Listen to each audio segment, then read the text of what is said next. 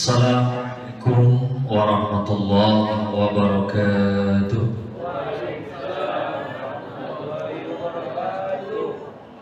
Alhamdulillahi rabbil alamin. Syahrul Ramadan alladzi unzila fihil Qur'an hudan linnasi wa bayyinatin minal huda wal furqan. Asyhadu an la ilaha illallah wa asyhadu anna Muhammadan abduhu wa rasuluh. Allahumma shalli wa sallim wa barik ala hadan nabiyil karim Muhammad sallallahu alaihi wasallam wa ala alihi wa ashabihi ajma'in wa man tabi'ahum bi ihsanin illa yaumiddin. Tsumma qala Allah ta'ala fil Qur'anil Karim, a'udzu billahi minasy syaithanir rajim. Bismillahirrahmanirrahim. Wa aqimus shalah wa atuz zakat wa arka'u ma'ar raki'in. Shadaqallahul 'aliyyul 'azim. Bapak Ibu seluruhnya, adik-adik kami, anak-anak kami, yang kecil tidak disebut nama, yang besar tidak gelar, insyaallah kita semua yang istiqamah. Sekarang kita berada di malam yang ke-20. Mudah-mudahan kita selalu istiqamah sampai malam akhir. Amin ya rabbal alamin. Bapak Ibu yang dimuliakan Allah Subhanahu wa taala, judul pada malam yang berbahagia ini yang telah dibikin oleh Ibnu Rokan Bulu yaitu kewajiban menunaikan zakat. Dan ini rasanya tidak asing lagi kita dengarkan, yaitu bahasa untuk mengeluarkan zakat. Zakat itu adalah berasal dari kata bahasa Arab tazkiyah, artinya adalah mensucikan. Mensucikan dari apa? Dari harta yang kita cari selama 1 tahun. Jadi nisabnya itu 1 tahun. Jadi kalau sudah 1 tahun kita mencari harta, dagang, berkebun, profesi dan lain sebagainya, kita hitung kalau emasnya 85 gram, kalau uangnya ditotalkan sekitar 85 juta. Kemudian kita hitung 2,5%. Itulah yang kita keluarkan. Adapun zakat fitrah itu zakat yang kita makan, dan itu berlaku hanya di bulan suci Ramadan. Dan jangan sampai kita membayar zakat fitrah itu selesai khutbah Idul Fitri. Karena bila kita membayar zakat fitrah selesai khutbah Idul Fitri, namanya adalah sedekah. Bapak Ibu yang dimuliakan Allah Subhanahu wa taala, kenapa kita dianjurkan membayar zakat? Karena ayatnya jelas, kata Allah, dirikanlah sholat, tunaikanlah zakat, dan rukuklah bersama orang-orang rukuk. Perintahnya sama, sholat dengan zakat. Jadi supaya ibadah kita sempurna, tentulah kita menunaikan zakat. Jangan sampai kita tidak mengeluarkan zakat. Bapak Ibu dirahmati Allah Subhanahu wa taala. Kemudian zakat ini juga mensucikan jiwa. Jadi orang yang berzakat itu penyakit dalam jiwanya akan keluar. Penyakit dalam badannya juga akan keluar, akan sehat. Kemudian timbul pertanyaan, kemana kita membayar zakat? Nah, ini dia. Ini kan banyak juga problem di masyarakat. Membayar zakat ini jelas yang sudah di-SK-kan oleh pemerintah. Itu disebut dengan Basnas. Ada Basnas provinsi, kemudian Basnas kabupaten, di bawahnya itu UPZ kecamatan, dan di bawahnya juga ada UPZ masjid. Nah, jadi sebenarnya masjid kita ini sudah layak ada UPZ ini, Mandi. Insyaallah ya. Nanti bisa dibantu supaya apa? Supaya masuk ke dalam asnaf amil. Berarti berhak untuk mengutip zakat Bapak Ibu kalau sudah 1 tahun nisabnya untuk dikumpulkan di masjid ini. Dengan catatan sudah ada SK dari Basnas Kabupaten.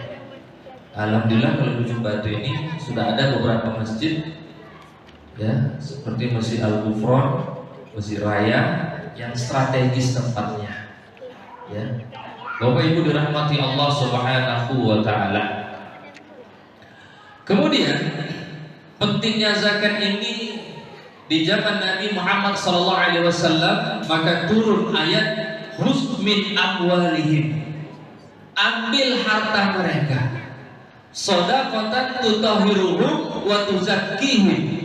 Untuk apa diambil? Untuk dibersihkan harta mereka, disucikan harta mereka. Karena hakikatnya zakat yang kita tunaikan itu bukan hak kita, itu adalah hak 8 asnaf dalam Al-Quran. Bapak Ibu ya. Karena makanan ini atau harta ini pengaruh dalam ibadah. Contoh, ada cerita orang tua saya dulu di kampung. Ada suami istri. Suaminya bilang sama istrinya, "Di hari ini masaknya gulai ikan, gulai loma lah. Iya bang, siapkan aja ikannya, bumbunya, semuanya." Kemudian abangnya pergi ke pasar dan membeli ikan dengan sendiri. Kemudian dibeli bumbunya, lengkap semuanya. Kemudian dia pulang ke rumah dan dikasih oleh istrinya, "Ini deh, sudah siap semuanya, abang beli, tinggal dimasak lagi." Oke, ya, saya berbagi. Karena AC kita dingin, yang mau buang air kecil silahkan ya, Bapak Ibu. Lagi banyak minum es mungkin barangkali. Kemudian dimasak oleh istrinya tadi. Ya, dimasak oleh istrinya. Setelah masak, kemudian dihidangkan dan dia mempersilahkan suaminya, "Silakan bang, udah siap masakan yang abang minta." Kemudian dimakan oleh suaminya. Selesai makan, tiba-tiba azan zuhur. Kemudian suaminya juga bergegas mengambil air wudhu dan berangkat untuk sholat berjamaah ke masjid sholat zuhur. Selesai sholat zuhur, pulang ke rumah, tiba-tiba bercerita suaminya kepada istrinya, "Dek, rasanya sholat zuhur abang hari ini tidak khusyuk. Seperti ada yang mengganjal dalam pikiran, dalam hati. Ada apa sebenarnya ini? Tapi rasanya tadi abang itu beli ikan, beli bumbu, ya, beli santan, itu rasanya uang sendiri tadi, hasil kerja. Kok aneh rasanya dia? Ada apa ini?" Cerita suami kepada istrinya. "Gak ada bang rasanya. Coba ingat-ingat dulu apa yang sebenarnya terjadi. Soalnya suaminya gak khusyuk sholat pada hari ini." Ternyata istrinya ngomong, dia, "Oh, baru ingat aku. Ternyata tadi ketika aku masukkan bumbu kurang cabenya. Kemudian kulihat ada cabai tetangga. Ku ambil 2 biji cabai. Ya, 2 biji diambil. Kemudian ku giling, ku masukkan ke gulai tadi bang. Jadi engkau belum minta izin deh." "Belum bang, sekarang juga minta izin untuk dihalalkan." Pengaruh ternyata makanan di Bapak Ibu ya, hartanya. Kemudian istrinya pergi ke tetangganya, "Wahai tetanggaku, aku minta izin. Ada apa?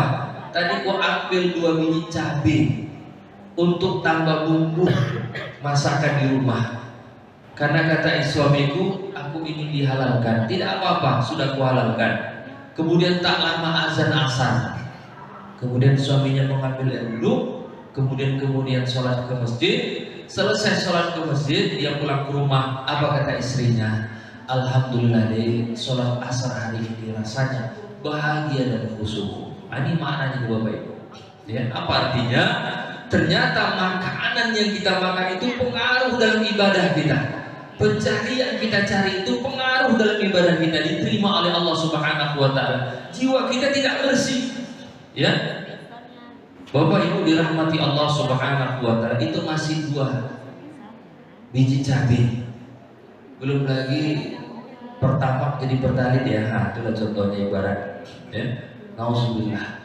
Bapak Ibu dirahmati Allah Subhanahu wa Ta'ala. Oleh sebab itu, dengan kita membayar zakat, ya, kemudian dengan kita bersedekah, berinfak, itu hakikatnya adalah mengembalikan, ya, uang yang selama ini hasil bersih kita, supaya harta kita itu bersih dan berkah di jalan Allah Subhanahu wa Ta'ala. Bahkan sehingga di zaman Abu Bakar Siddiq perangi orang yang tidak mau membayar zakat. Nah, bayangkan Bapak Ibu, ini pentingnya untuk zakat. Terakhir ada riwayat mengatakan bernama Sa'labah. Sa'labah ini orang miskin. Dia datangi Rasulullah, ya Rasulullah, doakan aku menjadi orang kaya. Kata Rasulullah, nanti kalau engkau jadi orang kaya, engkau sombong. Tidak ya Rasulullah. Baik, akan kudoakan milik Sa'labah. Kemudian didoakan Nabi. Doa Nabi manjur, Bapak Ibu. Didoakan usaha Sa'labah ini.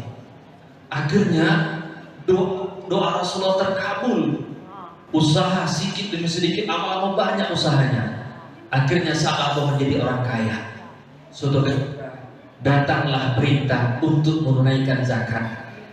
Kemudian Nabi SAW memerintahkan sahabat menjadi amil untuk mengutip zakat mereka. Ketika didatangi ke rumah Sa'labah, apa kata Sa'labah? Mohon maaf, ya, dia tidak mau membayar zakat. Ditolaknya amil tadi, ditolaknya. Padahal itu Rasulullah yang menyuruh. Kemudian dia teringat, aku berhasil menjadi orang kaya ini berkat doa Rasul, berkat doa Muhammad SAW. Kemudian dia ambilnya harta, kemudian dia menghadap kepada Rasulullah. Ya Rasulullah, inilah zakatku kuberikan kepada engkau. Apa kata Rasulullah? Wahai Sa'labah, coba jawab jujur, apakah ada amil datang ke rumahmu? Ada ya Rasulullah. Apakah engkau tolak atau kamu terima? Ku tolak ya Rasulullah. Akhirnya harta Sa'labah ditolak, Bapak Ibu. Ditolak oleh Rasulullah. Kemudian meninggal Rasulullah, menggantinya Abu Bakar Siddiq. Kemudian kan ada keluarga Sa'labah ini.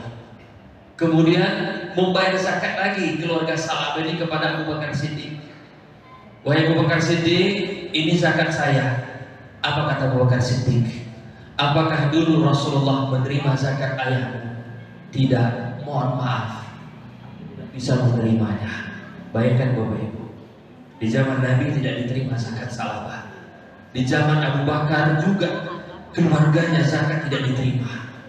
Kemudian di zaman Umar juga ketika itu keluarga Sa'labah datang. Wahai Umar, ini zakatku diserahkan kepada engkau. Kemudian Umar berkata, wahai keluarga Sa'labah, apakah dulu engkau pernah membayar kepada Rasulullah? Pernah. Bagaimana? Ditolak. Kalau Rasul menolak, Abu Bakar menolak, aku juga menolak zakatmu. Bayangkan Bapak, ditolak zakatnya. Sampailah di zaman Utsman ibnu Affan, zakat Sa'labah juga ditolak. Bapak Ibu dirahmati Allah Subhanahu wa Ta'ala. Artinya apa? Dengan kisah ini jelas, karena zakat itu adalah kewajiban, ya, kewajiban, dan dia termasuk rukun Islam. Oleh sebab itu, mari kita hitung di Ramadan ini, barangkali tanggal 20 ini ke tanggal 20 yang lalu, kita hitung 2,5%. Itulah kita keluarkan. Insya Allah, Allah akan menggantinya yang lebih baik, dan mudah-mudahan juga anak kita menjadi anak soleh dan soleh. Dirahmati Allah Subhanahu wa Ta'ala. Barangkali itu yang dapat saya sampaikan tausiah malam ini, mudah-mudahan dapat dipahami. Mohon maaf atas kekhilafan. Saya sudah dengan doa kafatul majelis. Subhanallah bihamdika asyhadu an la ilaha illa anta astaghfiruka wa atubu ilaik. Wassalamualaikum warahmatullahi wabarakatuh.